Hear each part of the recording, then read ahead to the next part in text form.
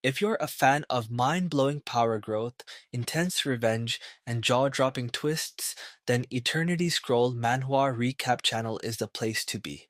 This manhwa doesn't waste time, and neither will I. Let's dive in. Our story begins on the 8th floor of the tower in the Plains of Extinction, where a group of warriors has gathered. A massive army marches in unison through the snow, bracing themselves for the challenges ahead.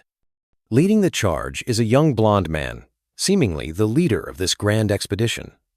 He addresses his soldiers, rallying them for the impending battle. Kazuki Kyojo, the master of the Blue Zone Guild, announces that they have joined forces to defeat the guardian of the 8th floor.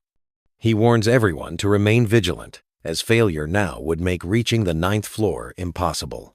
Just then, amidst the crowd, a familiar face emerges. The leader of the Blue Zone realizes who has arrived for the fight. It was the Blue-Eyed Guild, led by their enigmatic masked master, Subunukami, who makes a commanding entrance. Subunukami, the master of the number 1 guild and our protagonist, appears quite pleased with the arrival of his friend. He greets Kazuki with a wide smile. Our hero apologizes for his tardiness, but Kazuki reveals that he was actually the first to arrive. A soldier mentions that the Miram Alliance is also joining the battle, but they likely intend to scavenge the aftermath. Hearing this, the masked man instinctively raises his weapon, ready for any potential threats. However, our protagonist hands Kazuki a glowing ring, leaving him bewildered by the situation. The ring, the Archangel's blessing, has the power to restore fatigue. Kazuki is astounded by the gift he has received. The Blue Zone leader acknowledges that the masked man would also need the ring, but he prioritizes the mission's success. Our hero then invites Kazuki to return to Blue Earth after the battle concludes. He assures Kazuki that the blonde can return the ring once they have returned home safely. At this moment, Kazuki becomes emotional and gives a small, grateful smile to his friend. Our protagonist expresses his willingness to keep the item if he doesn't want to return home with him. Suddenly, a massive tremor shakes the ground, causing the two to go on high alert for whatever is approaching them. The Blue Zone leader announces that the monster has arrived, and he was not expecting it to appear so soon.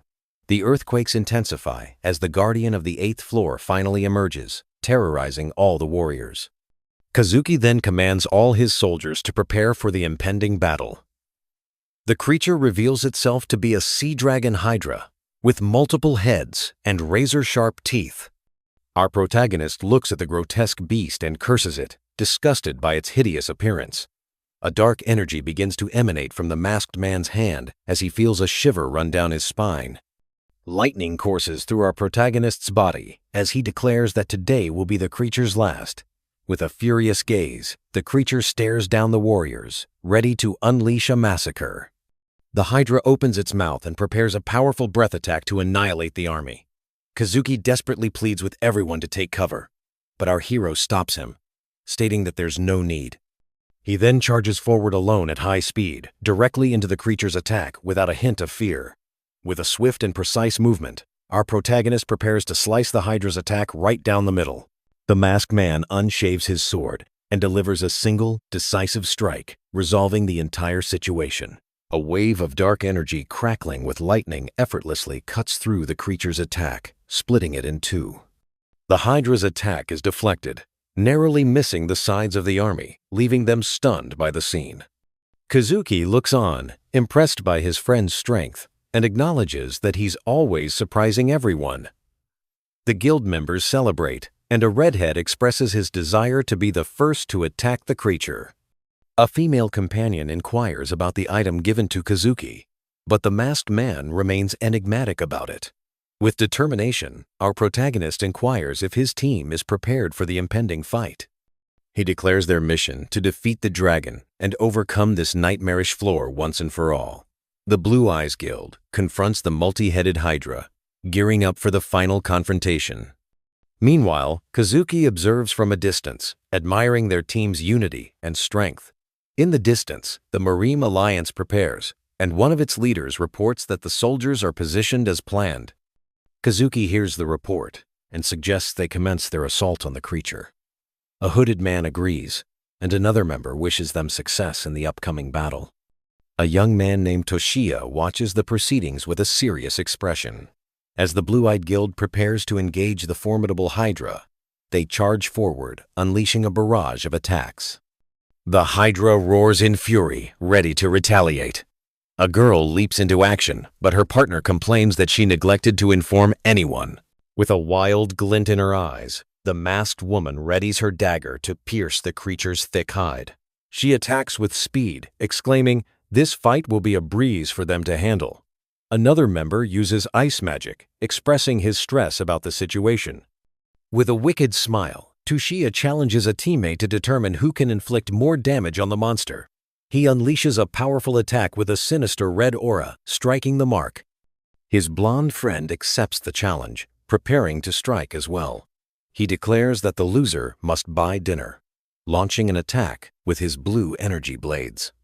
With that, the hooded blonde attacks the Hydra with his blue blades, slicing into the creature with full force. The impact sends a female companion flying, and another man apologizes to the healer, Chino.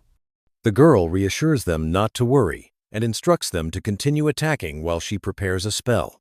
With that, Chino conjures a large pink shield and tells them to leave the defense to her without fear. One of her companions calls her name, concerned about the tense battle situation. Suddenly, Kazuki appears behind her with a sinister smile and asks if she can block this attack. The healer is in shock, frozen as she realizes what's about to happen. The traitor then stabs the woman in the back and declares that their problem is their overconfidence. Witnessing the betrayal, our hero becomes furious and prepares to unleash his full power against the blonde.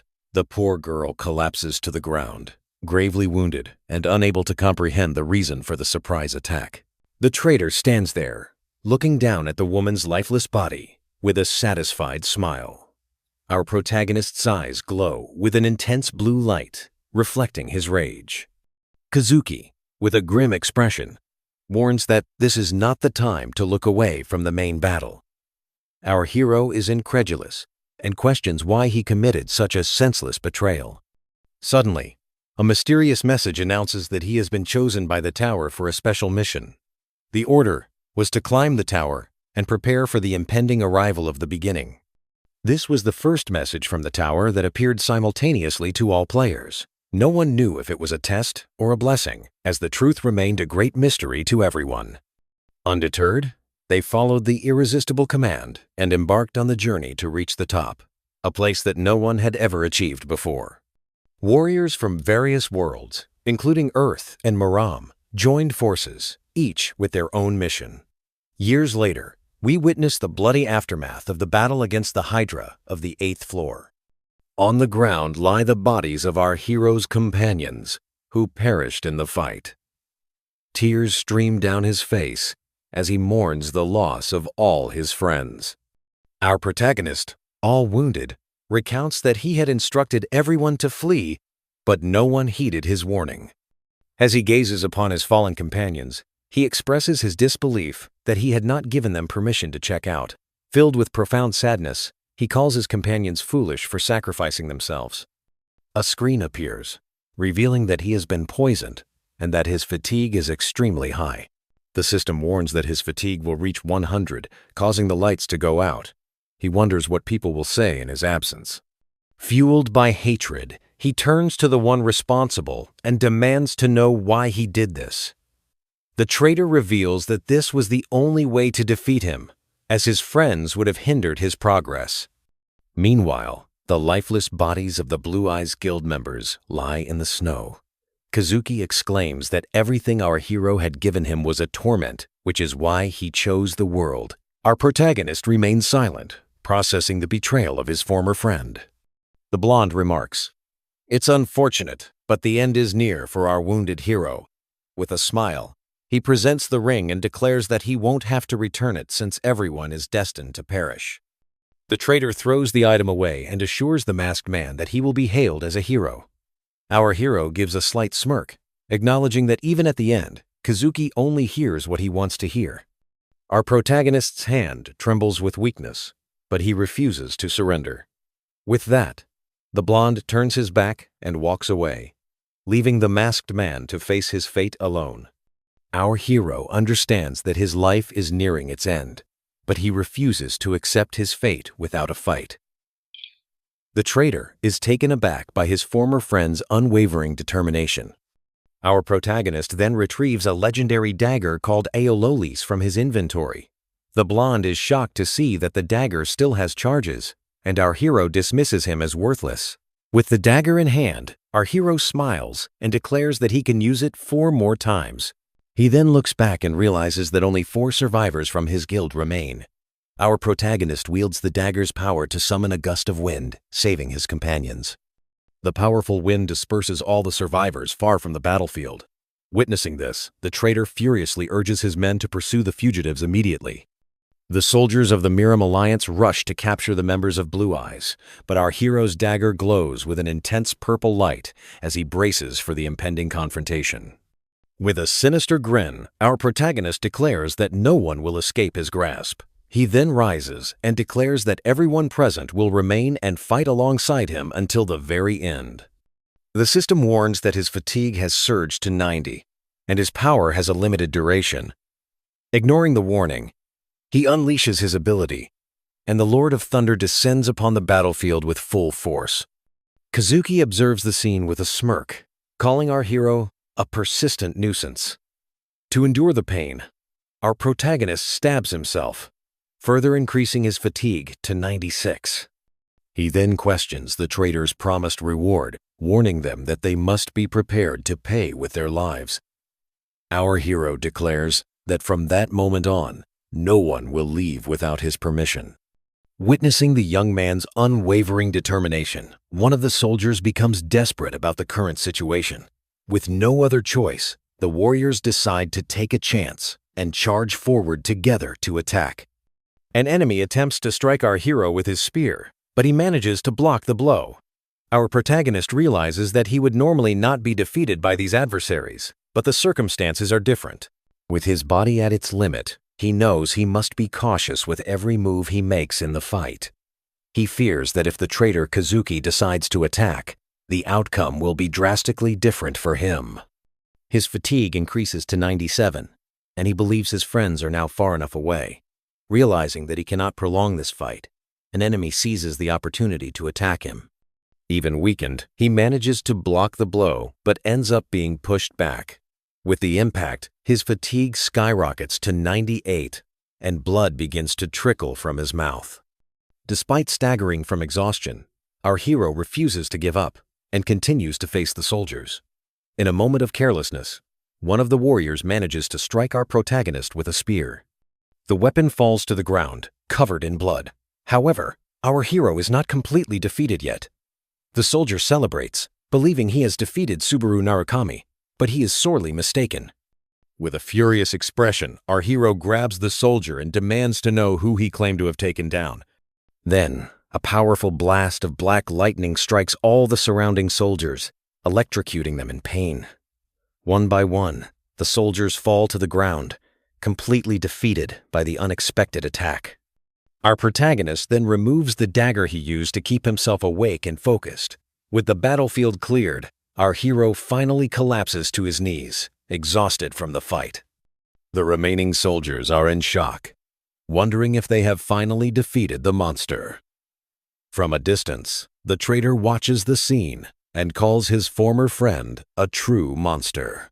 The blonde believes that our hero's era has ended in a very simple and pathetic way.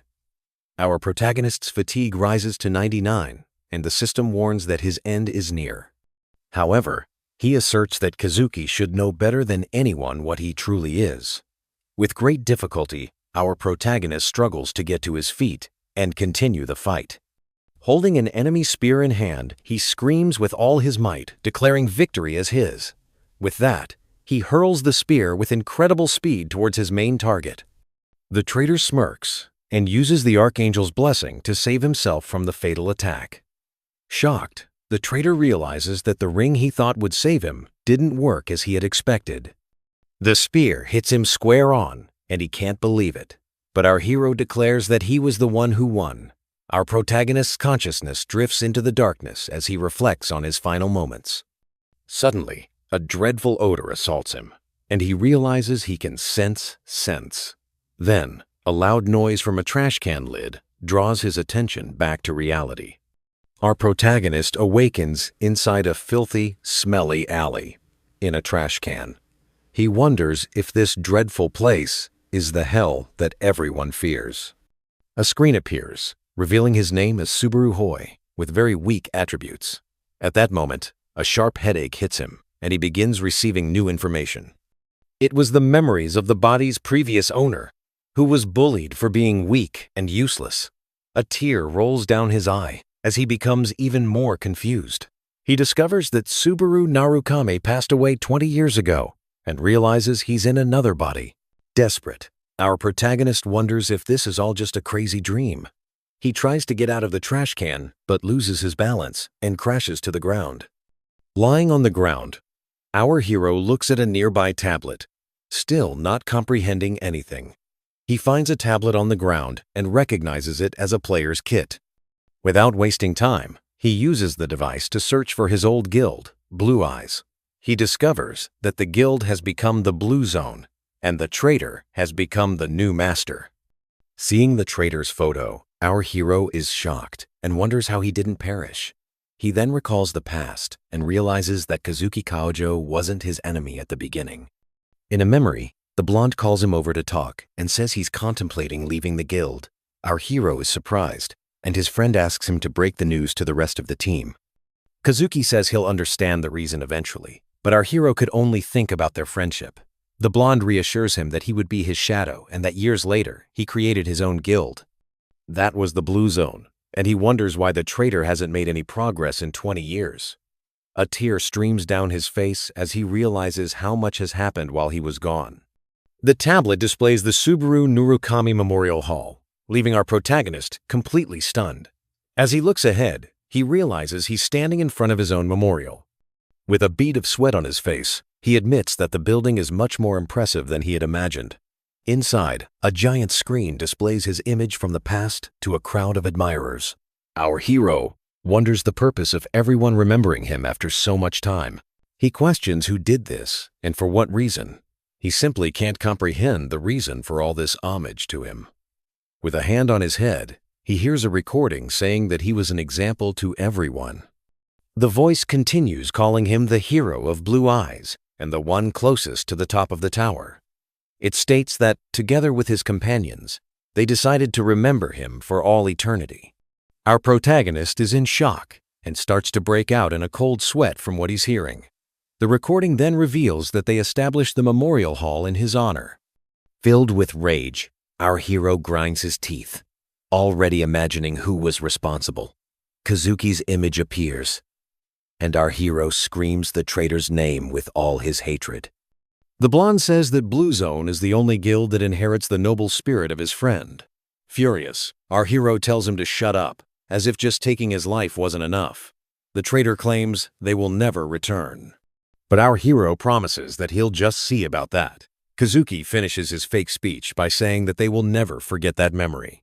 With a wicked smile, our hero vows that he will rewrite this entire story from scratch. With a determined look, our hero swears he won't let the traitor get away with it again. If you're a fan of fast-paced, plot-driven manhwa recaps with mind-blowing twists, make sure to subscribe and like. Trust me, the next part is absolutely worth the wait.